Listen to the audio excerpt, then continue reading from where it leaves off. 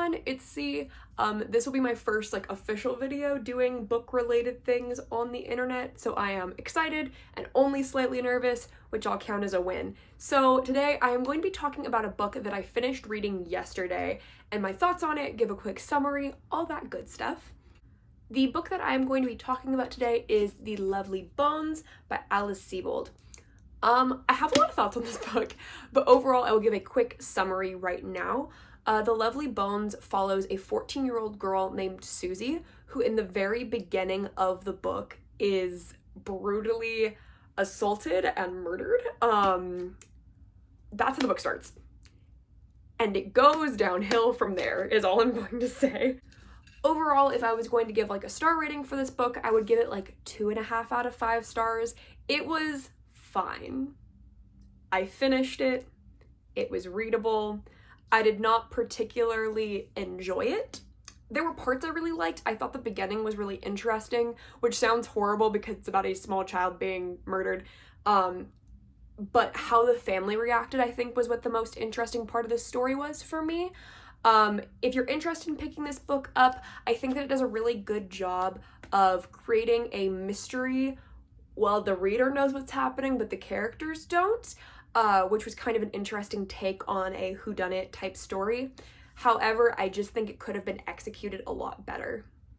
This book is really interesting in how it deals with grief and how the family grieves. There's some really interesting family dynamics that end up happening, but overall, I would not recommend this book. The ending is not satisfying whatsoever, and in fact leaves you seeing the rest of the book through a kind of irritated lens, at least for me. But overall, I would not recommend this book. I want to talk a little bit more about more like spoiler things that happen throughout it. So if you're interested in reading this, I would recommend not watching the video if you care at all about being spoiled. So here's what I'll say about spoilery stuff with this. I watched the movie first and really enjoyed the movie. I watched it about 2 years ago and I really enjoyed how it was. And I was excited going into this book because normally, in my experience, books are normally better than the movies. I just didn't feel that way with this one. The movie had so much whimsy within it. When Susie was in a purgatory type state and looking down the rest of the world, this book did not capture that. In fact, there was very little time of Susie exploring the purgatory, and I was really looking forward to that kind of fantastical, whimsical element to this story. My favorite thing about this book was how the author wrote about grief within the family, because she kind of talked about how after death, life really does move on. When you looked at the little sister Lindsay, she was still going to soccer, she gets a boyfriend, she does school, she's living her life still. And I think that that's something that people don't talk about a lot with grief, is that we can experience grief, but life still happens. Like, we can still be caring about the person that we lost, but somehow life is just going to continue going. And so I think that Alice Sebold did a really interesting job with this book of exploring that narrative. But honestly, what I like about this book kind of stops there. I think that this book was really awkwardly written. About halfway through the book, there is a giant jump in content time where it goes like 7 or 8 years in the future, and it just does not wrap up what was happening in the story well. I also think that the story has too many unnecessary characters. If it would have just followed Susie's family and then her 2 friends, who were Ruth and Ray, if it would have just followed like those 2 storylines, it would have been fine. But then you're bringing in Hal and you're bringing in these other characters that like aren't memorable, aren't important to the story, don't really serve a purpose besides like filling a page count, in my opinion. The other thing that really bothered me about this book writing-wise was that sometimes Alice Sebold would write flashbacks and it wasn't clear that they were flashbacks.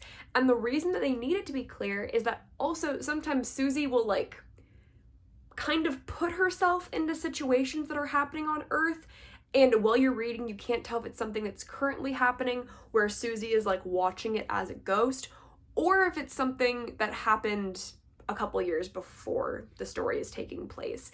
And it makes the read of it really confusing. The biggest thing that confused me in the story was the fact that when her neighbor had, when Mr. Harvey had the bunker type thing down in the field, how did no one end up actually finding it? Because Ruth and Ray are spending so much time in that field. And it's explained that so many characters are spending time in that field.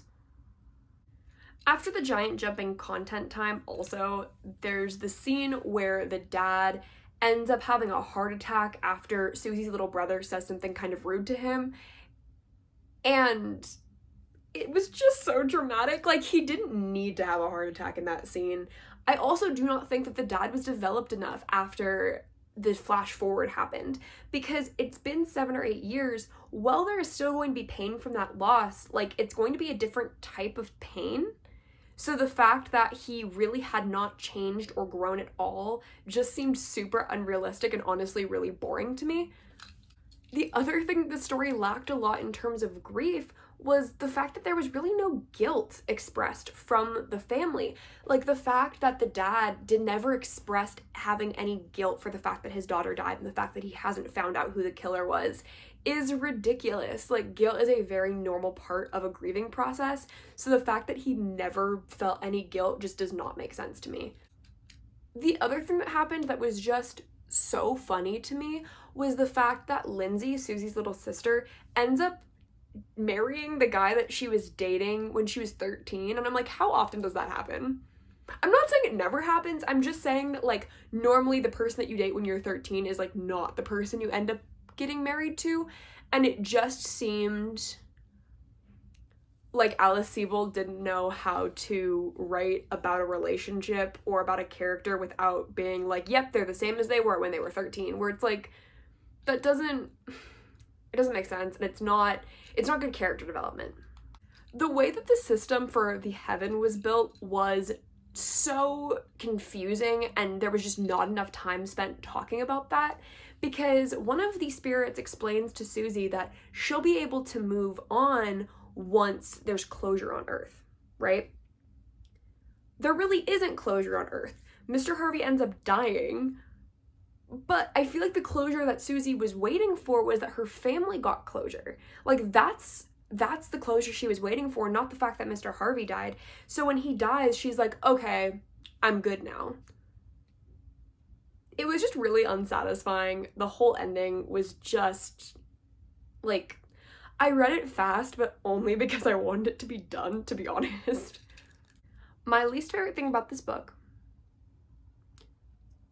was the really weird sex scene with Ray. I hated it. I hated it so much, actually. I think that I would have been okay with this book if that did not happen. So Susie goes and possesses Ruth and then goes and has sex with Ray. It was bad. It was bad and it was uncomfortable, and I don't like possession sex scenes because they are always unconsensual and very uncomfortable, and there just was not a purpose in it.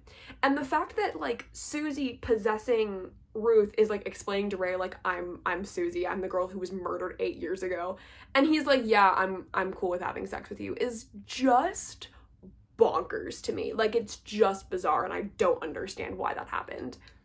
I just genuinely don't understand what it added to the story. Like, there was no purpose. There was no point. I didn't like it. I didn't want to see it. And there it was. There it was. I don't think the book was horrible. I think it was not the worst book I've ever read. It just was not great. I think that it had interesting potential, but it just was not, it didn't work out. It just did not work out. But I did enjoy the movie when I watched it a couple of years ago, which proves to me that the story as a concept is interesting. It just wasn't executed great in this book. Overall, this was definitely not my favorite book, and also an interesting first review to do, but that's kind of why I did it, because I was like, okay, I know that I have feelings about this book, so I'll talk about them real quick. But yeah, thank you all so much for watching. I will see you all next time in another video, and I hope you all have a great day. Bye!